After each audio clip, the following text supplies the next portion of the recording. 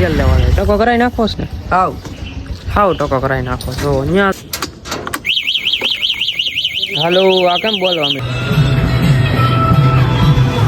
12:52 થઈ છે એટલે કે 1 વાગવા આવે છે મહાદેવ મોજમાં ને મોજમાં હો ભાઈ હાલો ગુડ મોર્નિંગ સ્વાગત છે તમારું બધાનું ફરી એકવાર આપણા નવા વ્લોગમાં સવારના 8 થયા છે ભાઈ અને તડકો કે મારું કામ અને સુજલ આવ્યો છે એ કે વાળ કપવા જવું છે હેર કટ કરાવવા કરી આવી વાળ એવું છે તો હાલો ભાઈ છે ને હેર કટ કરાવી આવીને આ દોવડા બહુ નડે છે ઓલું ચેલેન્જ કર્યું હતું ને ત્યારે આ બધા કાઢી નાખ્યા હતા પણ અત્યારે નડે છે હવે બરોબર છે તો હવે છે ને એક કામ કરીએ જમવાનું બાકી છે મારે ત્યાં લગી સુજલ છે ને ફોન ઘુમડ છે લગભગ અમે જાહું 2:30 વાગ્યા હેર કટ કરાવવા જાવું ત્યાં લગી અમે બે હવાયનું કરશું બરોબર જમી કાઢવીને પછી જઈને તઈ સીધા તમને મળશી જમી કાઢવી લીધું છે અને હાવ ફ્રી થઈ ગયા છે ભાઈ અને હવે છે ને હેર કટ કરાવવા જવું છે બરોબર છે ભાઈ ગાશ કેટલા આમ જોવો તમે 3 થયા છે મેં તમને કીધું હતું ને અમે બે હાવ હવાયનું કરશું એટલે ફૂલ હવાયનું કરશું ટાઈમ કેમ વયો ગયો ખબર પડી એટલે જાવું છે ને હવે જવાનું થયું ને આપણે નાવાનું બાકી છે ને એવું હાચું કે વાળ કપવાનું છે બાકી જોઈ ને જે મેં નાઈ લીધું તો સવારના ઘરમાં આવીને પાછા નાહું ને હોય હું તો હાલો હવે વાળ કપવા જાય હેર કટ કરાવતા બધા ના પાડે અમુક માણસો કરાવવા પડે કટ હું થોડા ઘણા સેટ તો કરાવવાના સમજો યાર થોડુંક તો પછી હાલો આ કેમ બોલવા મળી આમ હોય હાવ આ તમારું બેટરું જવા ગયો હાશું કહું કેટલો અવાજ કરે છે પણ કેટલો હવે જવું છે હેર કટ કરાવવાના ટકો કરાવી નાખી હસોડો તેલ લેવાનો ટકો કરાવી નાખો ને હાવ ટકો કરાવી નાખો જો ત્યાં જઈએ એટલી વાર છે ટકો જ કરાવી નાખો ગાડીને કરી દીધી પાર્ક અને સુજલ બેસી ગયા છે અહીંયા હેર કટ કરાવવા દો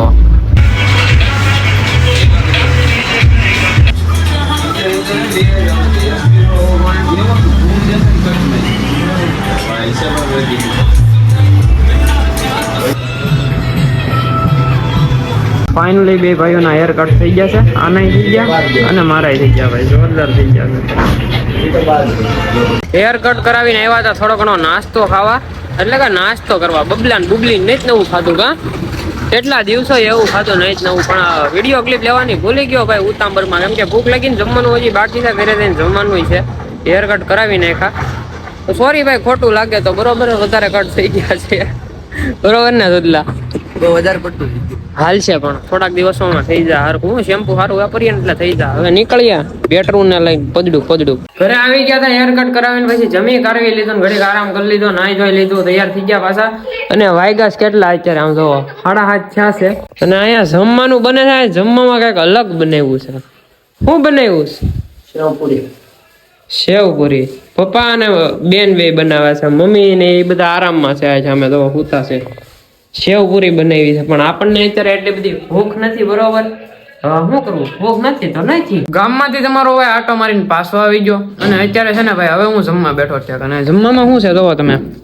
કેબલ આગળ લઈ લો પાપડી ચાટ છે બધાએ જમી લીધું જમ્યું તે મમ્મી કેવી બની બહુ સારી આ છે ને ભાઈ ફેમસ છે પાપડી ચાટ કોણે ખાધી જરૂરથી કરી જાવ કોમેન્ટ કરી નાખજો અને આ જે છે ને ખાસ લોક એટલો બધો ઉતાર્યો નથી મેં કેમ કે છે ને એક ભાઈબંધ અમદાવાદથી આવ્યો છે જૂનો લંગોટિયો ભાઈબંધ છે માધવ આવ્યો છે આપણો ભાઈબંધ અમદાવાદથી આવ્યો છે ને તો એની આમ ગામમાં આટા મારતા આવ્યો તો રહેવું પડે ને એની થોડાક દી અહીંયા રહેવાનું છે એટલે થોડાક દી કુંડલામાં રહેવાનું છે આગળ જમી કરીને આટો મારવા જાઉં તો હું તમને બતાવી દર્શન કરાવે માધવના બરોબર ને મમ્મી કયા માધવના ગોકુળનો દ્વારકાનું ના તો માધવ ઝડપિયા કાનાણી નગરનું હા લે આવી છે તમારે પપ્પા એટલી બધી સારી બની હતી મારે શરદી થઈ ગઈ કા કોને ખબર શરદી થઈ જાય એ ખોટું ને ભાઈ શરદી આ શિયાળાની કોને થઈ છે કેજો બધાને થઈ ગઈ છે એક નાક તો બંધ થઈ જ જાય બધાને શું ખબર આ પ્રોબ્લેમ રહે બધા ઘરે જમતા હતા ને માધવનો ફોન આવ્યો બરોબર એક કોળીઓ ખાધો મેં કીધું હાલો બહાર જાતા આવી બરોબર બધા જમતા હતા સ્નેપ પાડી લીધી મેં સ્નેપ પાડીને પછી પાછો ગામમાં વહી સ્નેપ મોકલી દીધી પછી પાછો ગામમાં વહ્યો હવે આવીને મેં કીધું હરખું જમી લઉં એમ બરોબર બાકી છે ને સ્નેપરિયા હોય ને એનું ખબર છે ગુડુ સ્નેપરિયા કેવા ખાય પીવે કાંઈ નહીં, બાજુવાળા ડીશમાંથી સ્નેપ લઈ લેવાનું. હા આ સ્નેપરિયાનું કામકાજ છે. સ્નેપનું કામકાજ જ એ ભાઈ, કાંઈ ખાવો પીવો ગમે એ કરો ને પેલા સ્નેપ નાખો, બાકી ખાવાનું જ ન હાલે. એ બધાને એવી સિસ્ટમ હોય. આ સ્નેપની ટીવ બહુ ભૂંડી છે, વ્યસન કરતા તે સ્નેપ બહુ ભૂંડું છે. અને ભાઈ એક પ્રમોશન આવ્યું છે, એ પ્રમોશનમાં મારા માટે સારું છે, તમારા માટે આવ્યું છે. પૈસા બેયને મળશે, મને મળશે અને તમને મળશે, બરોબર. તો પૈસા કમાવા હોય ને તો હું તમને બતાવું, પૈસા મળશે ખરા પણ સબર રાખશો ને એમ મળશે. પણ હું તમને 12:52 થઈ છે, એટલે કે 1 વાગવા આવે છે ભાઈ. અને અત્યારે માધવ ભેગો આવ્યો, હું તમને કહેતો હતો ને અમદાવાદ થી આવ્યો છે. માધવ કેમ છે? મહાદેવ મોજમાં ને? મોજમાં હો ભાઈ, આપણે મોજમાં જ હોય. તો વાંધો નહીં. રાતના રાજા. હા દીના દુકાળ. દિવસે હું તું રહેવાનું, ઉઠવાનું કેટલા વાગે ખબર? 12-1 વાગી જાય. કેટલા વાગે તારે? બસ આપણી હવાર બપોરે પડે છે એમ કયો તો હાલે. ઈ હરખું બે ઈ હરખું બે સવાર બપોરે પડે છે. ઉધાર તો કે લેણું દેવાનું જ નહીં. ઓલો રીલ આવી હતી એમ. હો એ દીધે નાસ્તામાં મગાવ્યું છે અત્યારે ચિપ્સ. આને ભૂખ લાગી તો મને નથી લાગી. હા એટલે અત્યારે જો ભાઈ તમને સાચું તો કહેવામાં આવશે નહીં, પડદાન વાહે રાખવામાં આવશે. હા ઈ છે. ઈ છે ક્રિએટર કહેવાય યાર. હા હું તો નાસ્તો કરીને આવ્યો હતો, એટલે મને કાંઈ એટલી બધી ખાસ ભૂખ હતી નહીં. બાકી બધી વસ્તુ ન બતાવવાની હોય, સમજ્યા તમે? બરોબર ને? सब चीजें बताई नहीं जाती, હા जैसे कि लड़की की एज,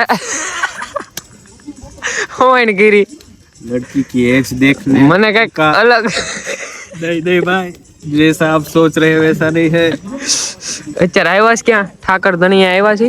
નાસ્તો પાણી કરી લઈએ. આમ તો 1 વાગ્યા છે, બરોબર. પછી ઘરે જાઓ, અમે થોડું ઘણું મોડું થઈ જાય. હવે જમ જોઈએ રાખજો ક્યારે જાય. વાગી ગયા છે ભાઈ 3:30, એટલે કે 3:24 થઈ છે. અને ભાઈ આપણે ઘરે આવી ગયા છીએ ને આજ તો છે ને ભાઈ ભાઈબંધ હારે છે ને બહુ લાંબી વાતો કરી નાખી. ને હું ને માધવ છે ને કેટલા સમયે ભેગા છે ખબર? આમ તો ગણી લ્યો ને તો હું ને માધવ 3.5 વર્ષ પછી ભેગા થયા હતા.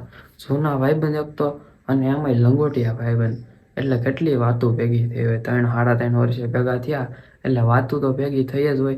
એટલે પછી ઠાકર ધણીએ ગયા હતા, ત્યાં બેઠા ચિપ્સ ખાધીને નાસ્તો કર્યો, બીજો આન તેન.